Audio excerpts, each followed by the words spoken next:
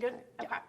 Yeah, so we're just wanting to know what the latest numbers on deflection are. How many people have used the center? You know, I think we got numbers from the first week, and then after that, we haven't gotten anything. Could you give us some of the latest data? Yeah, so just as a reminder, we're only in the second week of having the Pathway Center open. So we're getting numbers every, as folks come in, but really we want to make sure that the data matches what we're getting from law enforcement, and really making sure that we're able to be responsive. So the first week we had lower numbers than we anticipated, but also remembering that at the beginning when deflection first started, we had lower numbers as law enforcement gets used to a new system. One of the things we learned is that our Portland Police Bureau partners on the bike team were in a training that first week. So I think as we saw before the center was open, there's going to be, the numbers are going to go up and down depending on the day, depending on the police activity. One of the things that I'm really focused on as part of the commitment that I have and the other justice partners have in doing continuous improvement to our deflection system is really making sure that we're seeing, are there opportunities to bring more people into the system and take advantage of the resources we have, take advantage of the partnerships we have in law enforcement? Are we doing everything that we can to address any barriers, to that? And so I think some of the conversations that we're having right now, are there other partners that we can bring in, like TriMed or OSP for the work that they're doing in engaging people? But I will say that I've been continued to be really pleased with the partnership and the good communication that is happening between our health department and the Pathway Center, our deflection partners, and law enforcement. So back to the question about data, Can we have the latest data? Yeah, I don't have those numbers off the top of my head, but I will make sure we can get some information to you as soon as we can, and we can follow up with that. Is there a reason why the stream of communication about data was interrupted after we asked about those numbers of people getting transported from the center, and that it showed that the majority of people were not accepting transport? I have no idea what information was or wasn't shared. I know that the data that is shared with the partners, like when we have our leadership team meetings, I don't know exactly what is shared with the media, but I'm sure any information that was shared with other media partners was also shared with you. I think in terms of the transportation, that's one of the areas where I think it's important that the communication between Turk House and the experience that they have in running similar programs in Maryland, and the experiences that they had with getting people to take advantage of transportation, that we're using that expertise and that experience here as we're setting up the Pathway Center and making sure that people can have options that best suit them. And I think one of the things that we're learning, and talking about the ways that we're continuing to improve the system, is a lot of the folks that are coming in are really used to using public transit. So making sure that we have bus tickets or transit tickets so people can take advantage of that transportation, in addition to the offer of a private ride that we have been doing since day one. So you're telling me you don't know how many people have used the Deflection Center to date and how many of them have accepted transportation? I don't have the total number off the top of my head. I'm sure that there is an email in my inbox that has that information. As you know, this is the election week. We've had a ton of things going on with that, and but we can get that information for you. Okay, so you will be providing me information showing how many people to date have used deflection and how many accepted transportation? Yeah, I'll have our communications team reach out to you and make sure that you're getting the best information that we have in terms of the data from our health department. How come you haven't been to any of the meetings with the neighborhood committee? So I have been to meetings at the very beginning of this process, even before we were, finalized everything with both the business community and the neighborhood folks about the fact that, we were opening those up and going for the questions. And I've continued to make sure that I've had my deputy chief of staff and other staff members participate in those meetings. I am open to attending a meeting. I know that the conversations have been progressing. I know that there was a meeting on Monday where, there was talk about the proposals that had been shared and the responses to that, and I think there was some good progress gone. I think there's areas of agreement. I think there's still areas of disagreement, but I'm really glad that work is continuing. I'm open to going to a meeting, but I also, am glad with the progress that we're having now. Is there a reason why you haven't been going? Or? There has been work that's been happening from my staff, which has been great, and frankly, they are doing a lot of this work in the weeds and know what's happening, and that's fantastic. We've also had District 1, Commissioner Myron has been attending those meetings, or her staff has been attending those meetings, and I think that's also very appropriate for something that's in her district as well. So there's been a lot of representation. There's not anything specific about it. It's just, I think there's a really good coverage what's happening. I'm happy to meet with people, and I do want this process to be successful. Commissioner Myron has no say in changes to the deflection program. That's been headed up by yourself. What was that? The deflection program and convening of the groups and making those major decisions, that's been on your plate, not on Commissioner Myron. So she can't really say, hey, let's listen to the neighbors, let's do it this way. Oh, I think Commissioner Myron has consistently said to listen to the neighbors and has consistently been a part of the conversations that have been happening. And I think it's a little challenging because she has been opposed to the deflection center itself from the beginning. So her take on that might be like, we don't need this, but we do. This is something that has been asked for from the city, from law enforcement, right, of having a center where people can be taken. And so that was a priority of having this resource, this really like health-based, service-based off-ramp for folks who are addicted to drugs, right? And so making sure that they're accountable for the program that they're going to be in, but having that resource for law enforcement. So I think, but Commissioner Myron is the commissioner for this district. She has a say, and she has had a vote on the activities, all of the activities that have happened around this center and this work as well. All the decision making has been happening behind closed doors. I don't know if that's a really fair assessment. Yes, there was a vote held on the final program, but all of the decision making in terms of what goes into the program, is it a deflection center, is it mobile, all of that has been done behind closed doors. So I'm going to really push back against that. We have had conversations with the leadership team, which is law enforcement partners, the courts, the district attorney, public defenders, providers, myself, and our health department have been having meetings as was defined through the legislation, through the House Bill 4002 legislation that was passed. And those meetings have been taking place, and those meetings and those decisions have been around the deflection system as a whole, as it's been set up in Multnomah County, just like those conversations and those meetings are happening in every other county in the state who is moving forward with deflection. What has been the decisions of Multnomah County and under the full authority of Multnomah County has been the deflection center itself and choosing Turk House as the provider and getting that piece of the system up and running. And all of that work has come to the board as required through votes on the FAC 1 report, on the programmatic elements. All of that information has been done in public in this boardroom as required. Two of your commissioners would disagree with that, but that's fine. Let's, reasonable minds can disagree. Let's move on. I wanted to talk again about the transportation aspect of this. Obviously a big sticking point with neighbors. We film people simply walking away from the center. We know it's happening. That initial set of numbers that we got after we didn't get any more numbers showed that the majority of people are declining transportation. That's been a big concern for neighbors. Are you doing anything to try and get people to accept transportation? And I did look at the neighborhood meeting minutes, and it showed that your staff had said that the majority of people would accept transportation. So, you're telling them something that's not true according to the numbers. Well, I think that if my staff has said that the majority of people would accept transportation, it's because that is what we heard from Turk House in their experience with providing transportation in their other programs that they have. And I actually asked that question directly of Turk House themselves in my first meeting with them. Is this something that you do there? Yes. Do you require it of people? No, we can't do that. We don't have the authority to require it of people.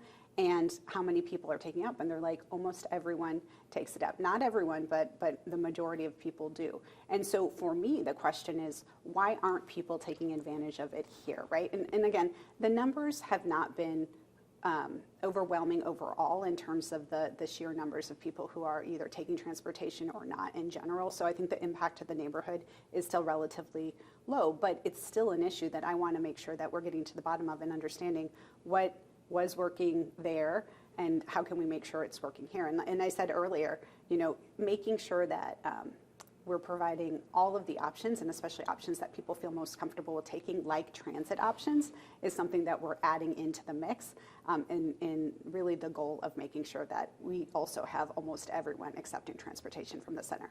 And I will just say again, having transportation away from one of the services that the county is providing, this is very unique to the center. And then we put it in place because we absolutely were committed to minimizing the impact to the neighborhood. And so if that's not happening exactly as we first envisioned, again, it's about that continuous quality improvement and really understanding the challenges and putting different options in place to make it work better. And that's the commitment I have, and I know that's the commitment that Turk House and our health department has as well. You know, neighbors are telling me that they've warned you about this, that this would work differently than other programs that might have been similar, because you're bringing someone in handcuffs and then you're saying, okay, now you're free to go. They're going to go as quickly as they can. They're not going to want to stay and accept whatever services or transportation you're giving them. And neighbors said, hey, we told you guys this, and sure enough, it's happening. Well, I mean, again, this has been open for 2 weeks, and there has been, you know, maybe a couple dozen or so people who have gone through the center. So we are, like, again, you know, in conversation, and we're learning. The resources and the services that are in place, though, are something that our community has needed. I hear all the time about, we need more behavioral health supports for people. We need more resources, more places of connection. That is exactly what this Pathway Center is. So the fact that we have it here is a win for all of us in the community. I think that we'll, you know, like I said, we're going to continue to work to make sure that that it's working the best way that it can. And the idea of deflection is actually something that isn't unique to Oregon and Portland. In fact, we have folks who are up at a conference around deflection, you know, to date. Deflection is something that happens overall, and so there's a lot of things to be learned from, and there's a lot of things that we have brought in here to make sure the program works. So you know, we're still in the early days. We're going to, you know, continue to invest in it. We're going to continue to have conversations with the neighbors about it. But ultimately, this type of resource is exactly what we need to be developing more, to have more pathways to people from addiction into recovery. Ultimately, though, you have neighbors saying, hey, this is going to happen. We know this is going to happen, and then it's happening. And now they're saying you didn't listen to us. Why didn't you listen to us? You know, I think that we are committed to having this service. It had to be somewhere. It was in this neighborhood. We have been committed and stay committed to working with the neighbors to try to find solutions and to be continuing in conversation as unanticipated problems or anticipated problems come up. And that's exactly what we're doing as we're problem solving, as we're bringing more resources in, as we're you know, working with our law enforcement partners from that end to make sure that things are working rightly. So you know, I appreciate that people are concerned about their neighborhood. I completely get that. And ultimately, you know, we are going to continue. We are in here for the long haul with this program, with this type of work, and with that relationship that we have with the businesses and neighborhood. Why not just make transportation mandatory? I mean, you can say, hey, we're letting you go, but you have to agree to this transportation away from here. Otherwise, you have a warrant for your arrest. So that is not something that is, I don't even know that is legal to do, like a warrant for your arrest because you're not taking transportation. I don't know that there's any law that says that you're breaking the law by not taking transportation. So I don't know Other counties say you failed deflection, there's a warrant for your arrest. If you walk out of the center without transportation, you could fail deflection and there could be a warrant for your arrest. It's been done. So failing deflection, that is something different than, you know, saying that there's going to be a warrant. But that could be modified. So, you know, ultimately, we have to ask ourselves, like, is it worth giving somebody a warrant for their arrest because they've already agreed voluntarily to participate in a program that is about connecting them to services, whether that's detox, whether that's a shelter bed, whether that's healthcare access, whether that's treatment, right? They have said yes to that. They have made that commitment. They have to be accountable to that. I think we really need to ask ourselves, if they say no to a transportation, is that worth actually giving them a warrant and having them then have that contact with the justice system? Is that serving all of us in terms of our true public safety needs? I think that's a question. I mean, you decided to do this at a deflection center instead of mobile units. Mobile units had been going on, they're still going on. Why not continue that when you have people that are, you know, just walking away from this deflection center, and we've seen it? So we still have peer supports in the field helping out, especially in East County and East Portland, where having a, bringing somebody to the center actually doesn't make sense from a timing perspective. But what we've heard loud and clear from law enforcement and other partners is that they needed a place to take people. They needed a place to actually have people, so that somebody is being removed from the situation where they're on the street and have a place that's calmer, that's a safer place, where they can get the medical assessment, which is happening, that they can have the conversations with peers, and that they can get connected to services in off of where they were in front of a business or in front of a home or on the street, and that's what's happening now. Except they're just going right back there. They're leaving, or either they're going back there or they're staying in the neighborhood where you're bringing them.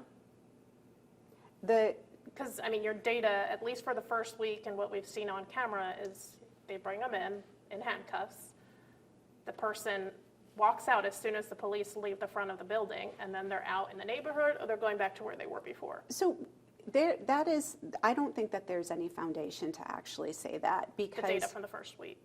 I don't think that there's any foundation to say that, because you don't know what's happening, while somebody is in the center, and the conversations or what that looks like. And we also know that recovery is a multiple step process for people, right? Like, that is the whole point of this, is to give people that pathway to get connected to service, to treatment, to recovery. And that's going to look different for different people, but we want to be providing people the opportunity. That's what we're doing. So if somebody is walking away, they do have 30 days to if they've gotten connected to a service, if they've gotten a referral, they then have the 30 days to be accountable to that referral and to do that. And that's still considered a successful deflection. Yeah. So just because somebody might be leaving after a short stay there doesn't mean that they have failed, or doesn't mean that they're not participating or being accountable for what the program is Sure, setting so up. that's part of the success of the deflection or not, but we're talking about the transit issue, which has been the major sticking point with neighbors. They want some assurance from you that you're not just going to release people with a criminal record. We don't know if they have sex crimes against women, against children. There's a preschool in the area. Neighbors are rightfully concerned, and they want to know that you're not just bringing people there and then letting them walk free. And cameras have shown and data has shown that that's what's happening. So, the thing about the people who are being brought to the Pathway Center is that we know who they are. We know if they have any warrants. We know that for them to come to the Pathway Center, the only charge that they can have at that time is the drug enforcement misdemeanor. Active or pending charge, right? So yeah, if they have a warrant, they're not eligible to be brought for the deflection center. So we know a lot about the people who are coming there. You haven't promised neighbors they won't be sex offenders, former sex offenders. So the deflection center is open to everyone. Everyone who qualifies for the program gets to take advantage, because what we're trying to solve with the deflection center is providing resources for people who are addicted, who are using drugs, and who need that connection to services, to safety, to stability, and that next step of treatment or detox. And that's exactly what we're providing. Yeah, of course, and that, regardless of just your like past, all yeah. healthcare is open to everyone, Totally. so is this. Totally understand that, but also understand the point of view of the neighbors saying, can you tell us that you're not bringing sex offenders into our neighborhood where there's a preschool down the street and then just letting them walk free? Why not use mobile units where the person is so that you're not doing that? Yeah, like I said, it's really important. I think this Pathway Center gives us more resources. It gives us more opportunity for connection than a field base, although that's still a really important piece. Just like a hospital wouldn't say we're not providing treatment to somebody who has a sex offense on their record. Just like a library isn't saying, we're not going to give you a book because of this charge or that. Like, this is a public service. Multnomah County is a public government entity, and we give service to people who need it. And again, we know more about the people who are coming into the Pathway Center because of that work that law enforcement does in the front end than many other situations. What about service to your preschool for all provider, to their parents, to the children, to the neighborhood? I mean, their requests are valid too, and you're telling them people will accept transit, they will not be in the neighborhood, but the data is showing the opposite, and our cameras are showing the opposite. So again, it's been 2 weeks. We are committed to working with them. I mean, I don't know that anybody has done more to promote preschool, to more quality preschool than Multnomah County and the work that we do here. And this is something that's a personal passion and commitment of mine, of making sure that we're really glad that they are a preschool for all provider. We are very much invested in their success. And we know that that success can happen even with the center here. And I have to go because I actually have a. Can we go last question? No, if I'm the sorry. data shows that people are. Okay, I have to go. understand. I have you gave to me go. a lot of time. I Yes. appreciate it. Okay. Thank you. Thanks.